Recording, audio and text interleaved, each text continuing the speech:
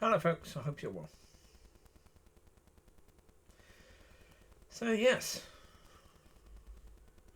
this point about you'll be surprised about who is in heaven and who is in hell, yes. Well, especially as I say, the understanding is that from church point of view, the understanding is often that if you've gone forward in a meeting and said you're giving your life to God, then you are saved. Well, that's never been true. Never. That's only a seed sown. What type of ground that seed falls upon, that's a different matter, but that's only a seed sown. And the seed that falls on a type of ground. But what type of ground? Well, that's time to be seen, isn't it, really? And yeah. And there's an awful lot of people that have never, ever been in a church, never stepped foot in a church, who will be going to heaven. Because the point of it is that you don't have to accept Yeshua into your life to be saved.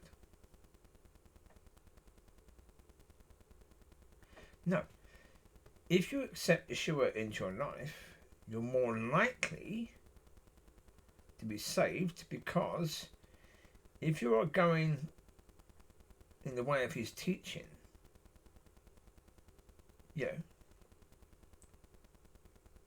and listening, be led by the Spirit, etc., etc., etc., you're more likely to stay on the right path, right? If you've never been to church, then how can you ever be on the right path? Well, you can't. That's the reality.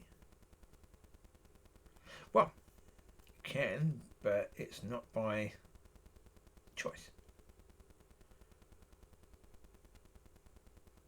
When you accept Yeshua and you choose to do things according to his will and his ways, and again, that's a whole different thing, because people saying they choose that doesn't mean they choose it. People choosing it means they're choosing it. People saying they're choosing it is not necessarily choosing it. So, yeah. That is a thing that, in the end,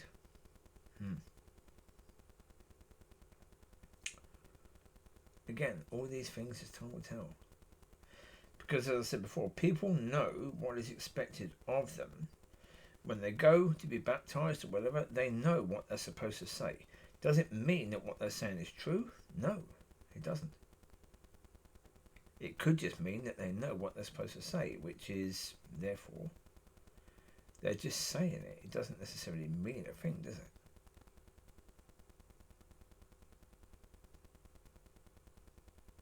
Well, and I remember back in the 90s, you had that prosperity ministry thing going on. And you had a lot of these American pastors, or whatever they call themselves. They were able to have tons of money coming in because they were conning people to give money. And they were buying themselves massive churches, building massive churches, buying themselves airplanes, and they had all of this, that they were trying to prove that that was fruit and that God was blessing them with these things. But if they were conning people, if they actually were conning people, then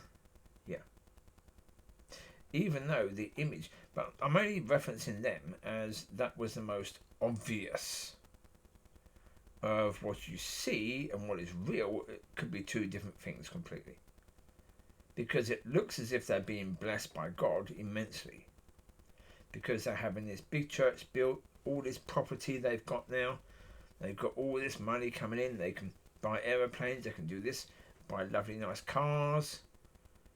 And was it just demonic? Was it just conning people? Well, yeah. And if it was, what are the consequences of that? But again, It's about how you perceive things, isn't it? And so, yeah. And of course, so when someone goes forward in a meeting, it looks as if they are giving their life to God. But, really? Or is it just a con? Are they con themselves as well as everyone else? Because quite often people actually con themselves as well as everyone else. They believe they're giving their life to God, but the problem is they don't understand what giving their life to God actually means. And later along on their path, they start to realise and they say, "No, sod that." But when they originally give their life to God, they mean it, but without understanding what it means. And so therefore, is that really giving your life to God? No, not really. So, yeah, as I say, in the end, yeah, there is all these things going on. And, yeah. That's why right now it does look as if the 75% that fell on bad ground fell on good ground. Well, because the majority of them are tares. Now. And tares look the same as wheat when they're young. Well, as I said before, that's one of the other situations that the devil has made sure of. If you can keep the people in church as babies, then you can't see any difference between tares and wheat. Because tares and wheat look the same when they're young. When they're still growing. It's not until they're fully grown that you can tell a difference. Well, we don't have many people in the church that are fully grown, do we? But that's by design.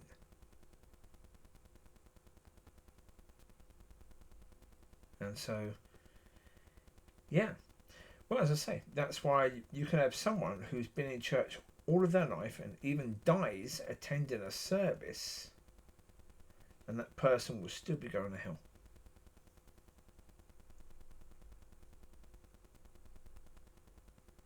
Well, as I say, especially the fact that a lot of churches now are like, they've replaced the community centre, so all they are is just a community centre, but with God in the name. And so those people, yeah. Well, as I say, the reality is you need to go to church. And sometimes going to church could be the thing that gets in the way of your salvation. Depending very, very much on the church and the people and you.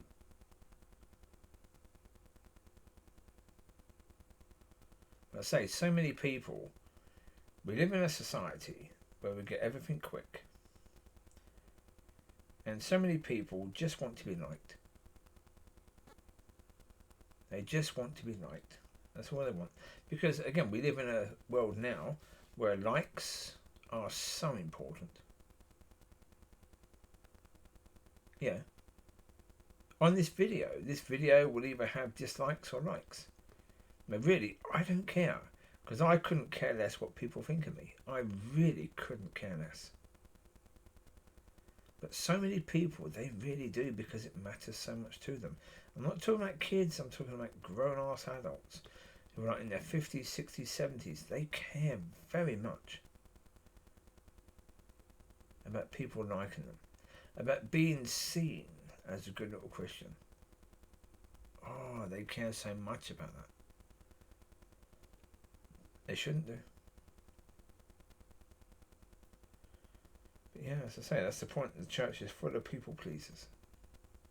It should be full of God pleasers. But yeah. Well, I say we are where we are. But that's why many people are going to get very, very surprised, because the belief is that going forward in a meeting means you're saved, and they're going to find out that, ooh, that wasn't true, but they won't find out until it's too late to change, because they'll already be in hell before they actually find out, and by that point it's too late. But that's why, again, that's why the people, the pastors, the teachers have got to teach according to God. So there you go. You take care. I'll speak to you soon. Bye bye.